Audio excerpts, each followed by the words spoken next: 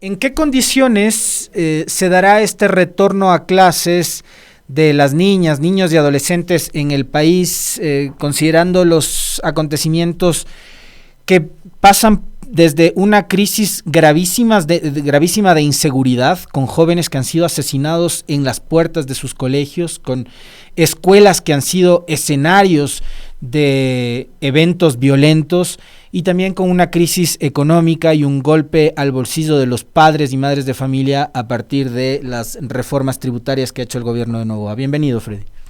Muchas gracias, Alexis. Primero, una aclaración, no soy doctor, yo soy profesor nomás. Digo, no nomás, soy profesor. Profesor, entonces, Profesor, buenos profesor de días. colegio, profesor de aula, eso soy. Y el título más importante es el ser Freddy, que es el nombre que me pusieron mis papás y seguro les costó un montón escogerlo. A ver, estamos viviendo una crisis general de muchísimas cosas, una crisis a la que la educación no está fuera, no es ausente de esta crisis. Pero también tenemos que ver siempre la posibilidad de que sea precisamente la educación, el sistema educativo, el que puede sostenernos en la crisis y sacarnos de la crisis. Entonces, ¿qué es lo que está pasando ahora? Está pasando primero que tenemos un abandono escolar, una expulsión escolar de estudiantes cada vez mayor Ujú. y que ha venido siendo constante en los últimos años. Es decir, un sistema educativo que expulsa a los estudiantes. Mucha gente habla de deserción escolar, pero no es cierto, porque para desertar tiene que tener la voluntad del chico de desertar, de irse, y no siempre es su voluntad. Es un sistema que lo expulsa. ¿Y lo expulsa por qué? Lo expulsa porque primero la gratuidad se ha ido perdiendo. Segundo, de los aportes de desayuno escolar, de uniformes, de libros de texto, ha ido disminuyendo. Y la crisis generalizada obliga también a muchos padres de familia a sacar a los chicos de la escuela para ponerlos a trabajar. Entonces, creo que el problema más importante es fortalecer la educación pública, gratuita, de calidad, completa, que llegue a todos los sectores. Este Ministerio de Educación ahora ha lanzado el día de ayer una campaña de tratar de retener a los chicos y de devolverlos. Me parece maravilloso. No se conoce todavía, hay un acuerdo ministerial que anuncia la campaña, no se conoce de qué se trata, Ujú. pero me parece que eso es lo que se debe hacer. Debemos movilizar una campaña nacional y eso yo, hace un año que me entrevistaron justamente en las elecciones, yo planteaba eso, es una misión nacional la que tenemos que hacer. Ujú. Movilizar a todos, a los profesores, padres de familia, a los curitas, a los militares, a los médicos, porque el ministerio tiene el dato niño por niño. Sabemos el niño que entró y el niño que salió. Sabemos dónde está, sabemos dónde vive. Lo que tenemos que hacer es movilizarnos todos para poder recuperar a esos niños en el sistema educativo. Esa es la primera tarea, porque el ministerio puede decir cualquier cosa, se puede enseñar cívica, se puede enseñar álgebra, se puede enseñar magia, que si el niño no está en la escuela, no lo estamos logrando. ¿Y qué es lo que pasa además? Los niños que salen de la escuela salen a formar parte de los grupos de delincuencia, salen a formar parte del mundo laboral, dejan de ser niños, dejan de prepararse y dejan de tener un futuro posible. Entonces, la primera tarea, Alexis, en este inicio de año lectivo, es movilizar a toda la sociedad, De movilizarnos acuerdo. todos. En los barrios, la gente sabe el niño que no está en la escuela y sabe por qué no está en la escuela. Y tratar de suplir esas necesidades y tratar de que sea la sociedad y que el Estado no nos parabola, que sea la propia sociedad la que intente recuperar a través de organizaciones barriales, de organizaciones populares, el apoyo a estos niños y a estas familias para que regresen a la escuela. Ese es el punto fundamental. Podemos enseñar cívica. Súper bien, podemos cantar el himno todas las veces que se quiera y eso está muy bien y se lo ha hecho, pero no podemos hacerlo si los niños no están en la escuela. Y los niños no están en la escuela por un tema social general. Si el Estado deja de invertir, si el Estado deja de construir, por lo menos ahora se han terminado algunas construcciones que estaban pendientes desde el 2016, pero no se ha empezado ninguna. Si empezamos a construir escuelas donde se requiere, si empezamos a movilizar a la gente, si empezamos a tener esas ilusiones movilizadoras, imagínate, antes teníamos 120 colegios con bachillerato internacional, la meta era tener 500 colegios públicos con bachillerato internacional, era una ilusión movilizadora enorme. Ujú. No solamente los colegios particulares tenían derecho, también los colegios públicos. Eso se cortó porque decían que era demasiado gasto. No se ve el gasto como la inversión social importante y el cambiar vidas. Sí, el día de ayer salió la noticia de una chica que estudió en un colegio fiscal, que luego estudió en Yachay, Yachaytec. sí, y que ahora se codea con los premios Nobel en Europa. Pues de eso se trata, de que nuestros niños de los colegios públicos tengan esa posibilidad y tengan esa ilusión. Si el colegio es lo más lindo que hay en el barrio, Ujú. la educación va a crecer en el imaginario colectivo como la única alternativa y la única salida. Freddy, me imagino que habrá revisado un informe de un estudio que publicara Catherine Herrera hace algunos meses, creo que unos 3 o 4 meses atrás, con respecto de, a partir de, y qué bueno que utilice usted ese término y ese concepto, que creo que nos ayuda además a entender muy bien lo que está pasando, que no es la deserción de los estudiantes, sino es un sistema que los está expulsando. Los está expulsando y además de eso está facilitando que se los reclute en estas bandas de crimen organizado. Entonces, este estudio de Catherine Herrera habla de que niños muy pequeños y adolescentes están siendo acogidos por bandas de crimen organizado que desde muy chiquitos les enseñan las prácticas estas de la extorsión, del secuestro y después de cosas y crímenes peores como el sicariato, por ejemplo. Y eso a cambio de una paga importantísima, ¿no? Niños que manejan $500, $1,000, $2,000, $3,000.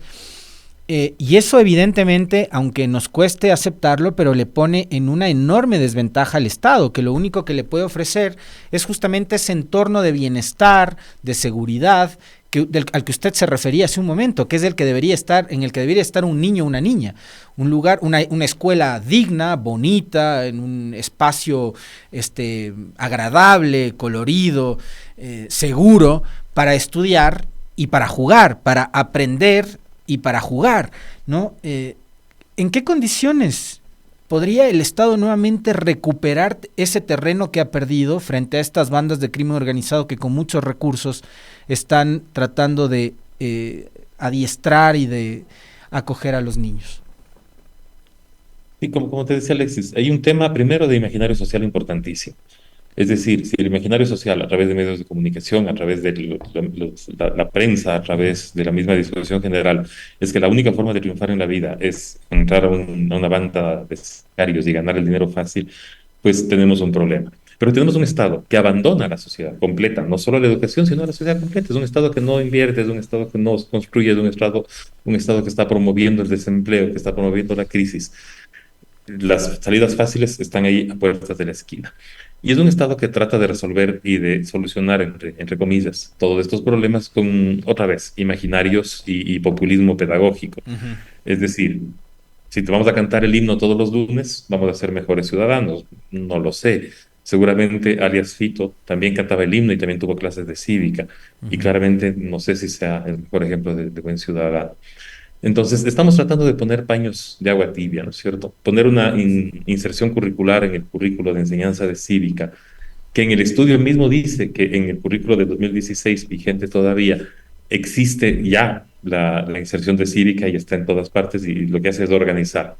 Y luego decir que si cantamos el himno todos los lunes va a ser una vitamina para el país, cuando los minutos cívicos suceden todos los lunes y se canta el himno todos los lunes. Es simplemente tratar de confundir un poquito y de decir, nosotros vamos a resolver el problema cantando el himno y enseñando los símbolos patrios. Uh-huh. Eso va mucho más allá. O sea, está muy bien cantar el himno, está muy bien trabajar todos los símbolos patrios que se pueda, los símbolos de Ecuador, los símbolos de América Latina, todos los símbolos patrios. Pero tenemos que también crear un entorno desde la sociedad, más allá de solamente la educación, y desde el Estado, más allá de solamente la educación, para que nuestros niños vean la posibilidad de tener un futuro. Uh-huh. Si imaginemos antes el futuro era tener un derecho de acceso a una universidad, tener el derecho de unas becas, tener el derecho a soñar con la posibilidad de estudiar en Yacha y de salir y trabajar en Princeton o de estudiar fuera en Harvard y codearse con los premios Nobel de química y de ciencias. Uh-huh. Eso es tener un imaginario social, una sociedad que mire en la educación la posibilidad del ascenso social, del cambio, del salvar la vida. ¿Cuántos niños, cuántos jóvenes han sido primera generación en haber ido a la universidad pública con el proyecto de universidad pública gratuita? ¿Cuántos han logrado cambiar el destino de sus familias? Sí, la queridísima Zairén Noriega, la asambleísta, ella fue primera generación en su familia en ir a la universidad, viniendo del colegio de la escuela pública. Entonces, todo eso tiene que ser un proyecto nacional, un proyecto en el que la educación sea el eje central que nos permita cambiar el futuro de nuestros niños, de nuestros guaguas, de nuestros jóvenes. Si vivimos en un mundo en el que los niños son estigmatizados, los niños pobres son estigmatizados, porque seguramente van a ser de bandas. Si vivimos en esta posibilidad en la que sus papás no van a tener trabajo, sobre ellos mismos no ven la posibilidad de tener un trabajo futuro, la cosa se pone mucho más compleja. Ujú.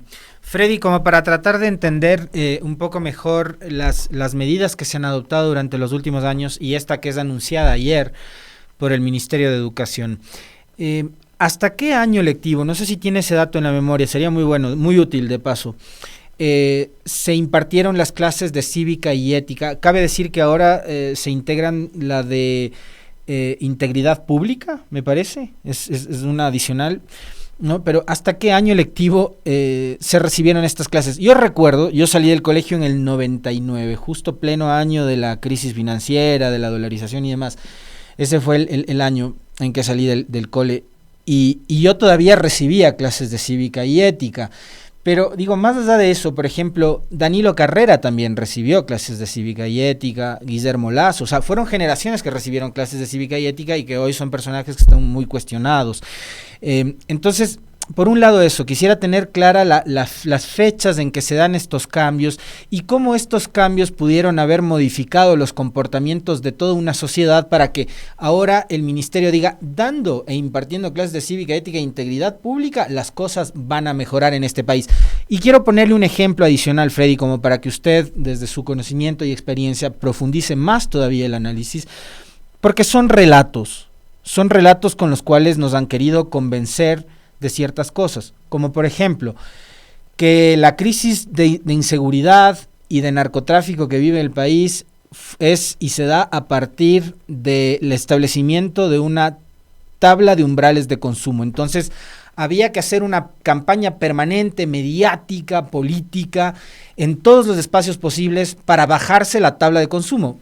La tabla de consumo, o la tabla de umbrales de consumo, fue eliminada por decreto presidencial a inicios del gobierno de Daniel Noboa. Y yo quisiera preguntar también cuáles han sido los resultados para bien del país después de aquella medida, cuánto ha beneficiado para mejorar las condiciones de seguridad y bajar los niveles de violencia del país. Probablemente cero, nulas.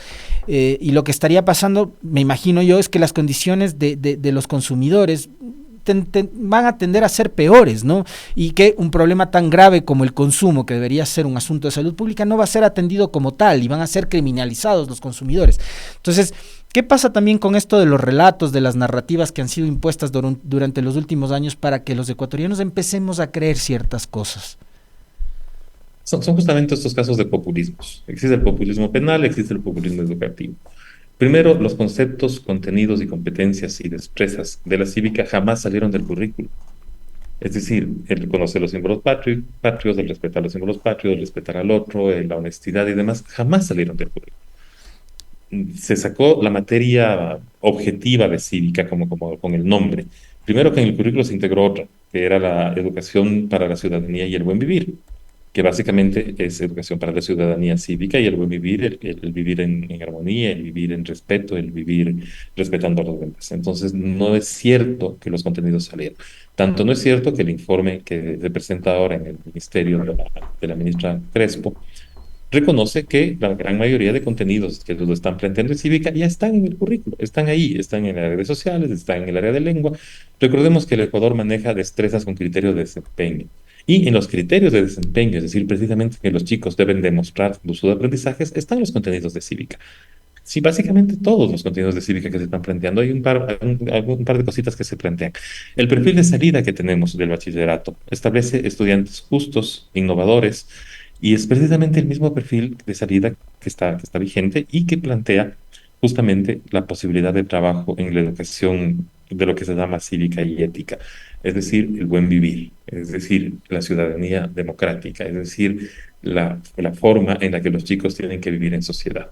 Entonces aparece justamente lo que dices, Alexis, de este relato de que la cívica salió del currículo Ujú. porque son terribles, vamos a poner la cívica, que tampoco es cierto que sea una asignatura, ¿sí? Cívica se va a trabajar, los contenidos de cívica propuestos por el ministerio, que como digo, ya están en el currículo, se pueden seguir trabajando en las materias en las que se trabajaba. Y se pone una hora de trabajo en tutoría para que trabajen además, para decir que está trabajando en la cívica. Entonces, ojalá las cosas cambien, mejoren y este país sea muchísimo mejor y muchísimo más desarrollado con la inclusión de estos contenidos de cívica, pero los que son profes saben que los contenidos ya se estaban trabajando, están en el currículo. El documento mismo lo menciona.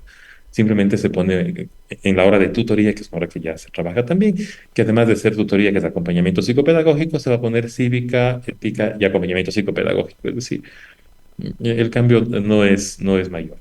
Por supuesto, la publicidad lo vende como que va a ser la reinvención del país. Con respecto a la tabla del consumo de drogas, esa tabla jamás fue para menores de edad. Sí, ese también es un imaginario que cada vez que hay elecciones resurge, ¿no? Dice, el gobierno de Correa legalizó para todo el mundo las drogas. Esa tabla no se aplica y no se aplicaba y no se aplicará jamás a menores de edad. Para los menores de edad el consumo de drogas no es legal, no es permitido. Sin embargo, el gobierno de Novoa, insisto nuevamente en el populismo penal, desaparece la tabla. Sin embargo, para poder aplicar la ley se necesita una tabla. Eso el propio gobierno lo ha dicho, se necesita una tabla porque no es lo mismo ser un consumidor, que es un caso de salud pública, que ser un expendedor, que ser un vendedor.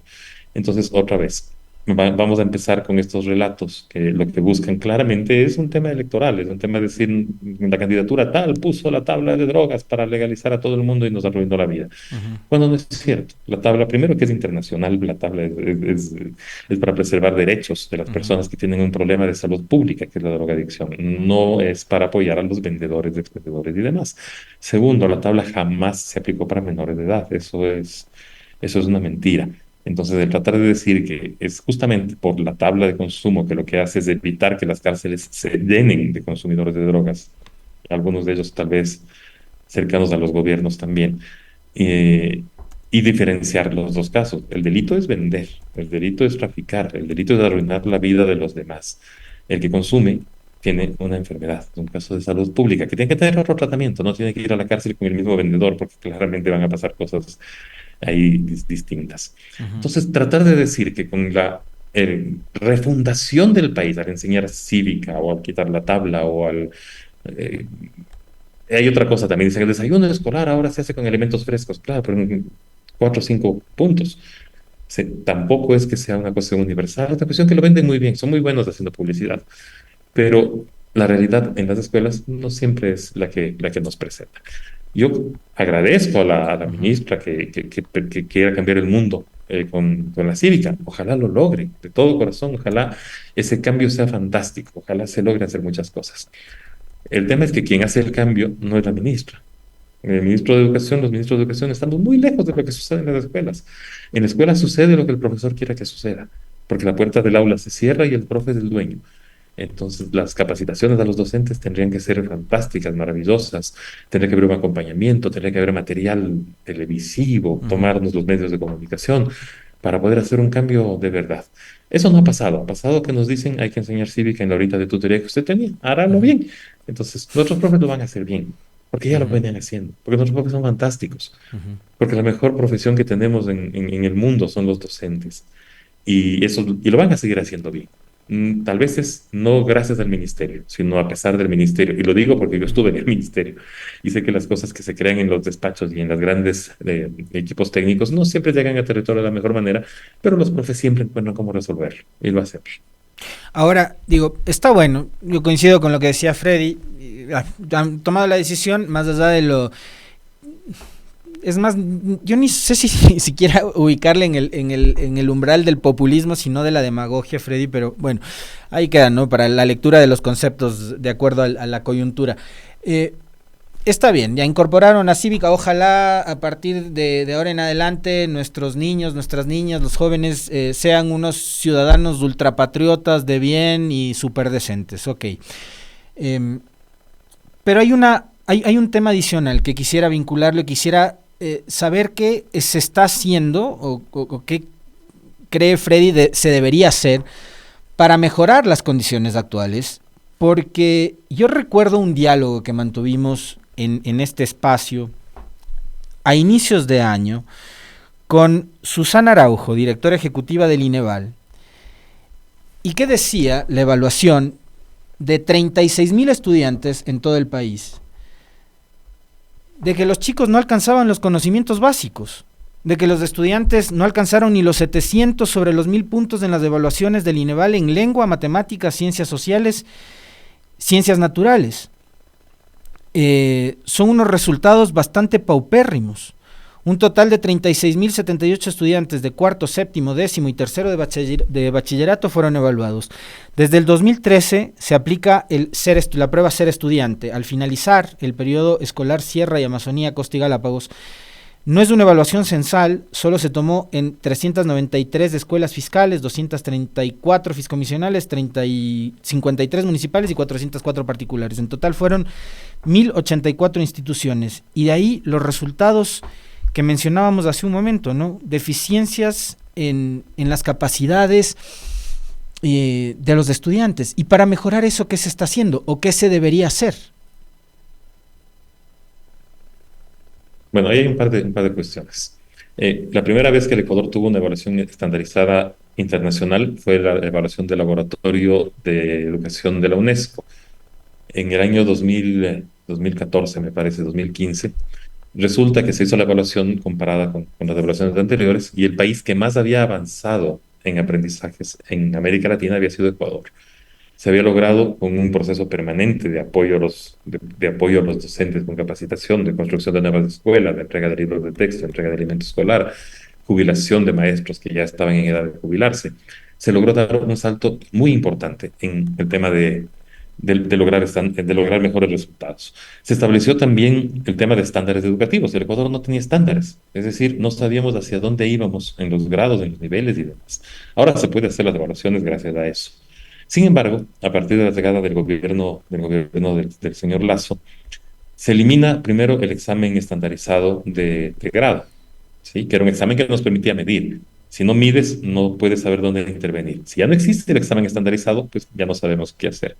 Luego, Ecuador participó en la primera evaluación de PISA para el desarrollo. Las pruebas PISA son las pruebas que permiten, eh, son unas pruebas estandarizadas internacionales que permiten definir derroteros y marcar caminos. Resulta que en el gobierno de Moreno, me parece, les parecía que era muy caro que el Ecuador permanezca en PISA y nos sacaron de PISA. Entonces no tenemos evaluaciones realmente estandarizadas internacionales. El INEVAL hace su mejor esfuerzo, pero el INEVAL no hace evaluaciones censales y no hace evaluaciones que permitan tener una información muy clara que permita además desarrollar qué es lo que está pasando.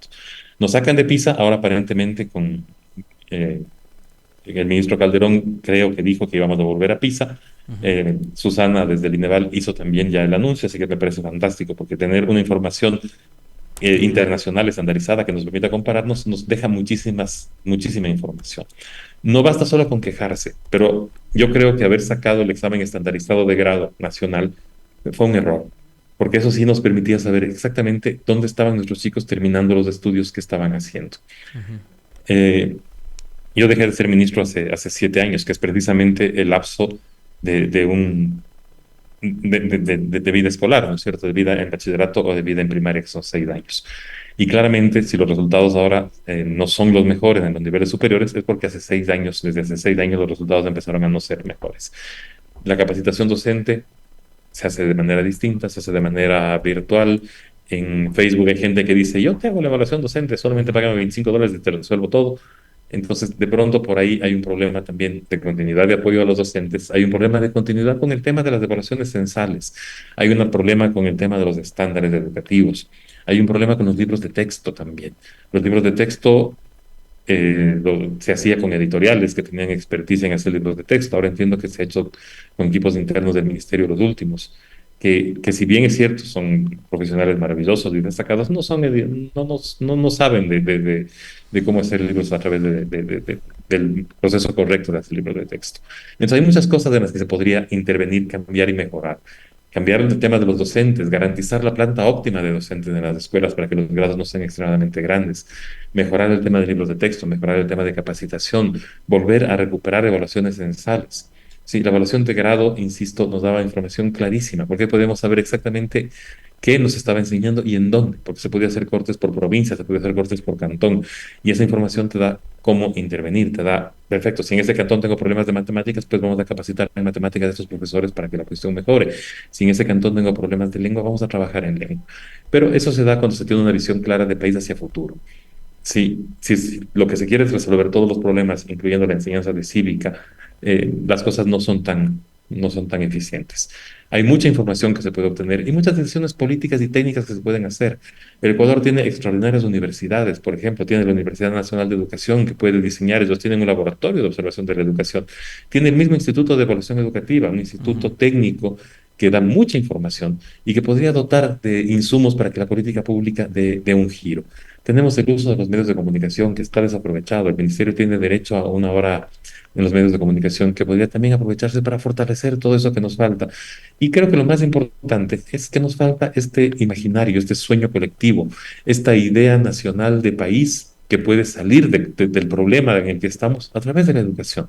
Si no tenemos esa visión, si no tenemos ese planteamiento desde el Estado, decir, con la cívica vamos a cambiar el mundo, puede ser, pero con la educación de calidad, gratuita, comprometida con los docentes, sí vamos a cambiar el mundo. Entonces, apuntar por ahí es una muy buena opción, una muy buena alternativa para imaginar un futuro posible.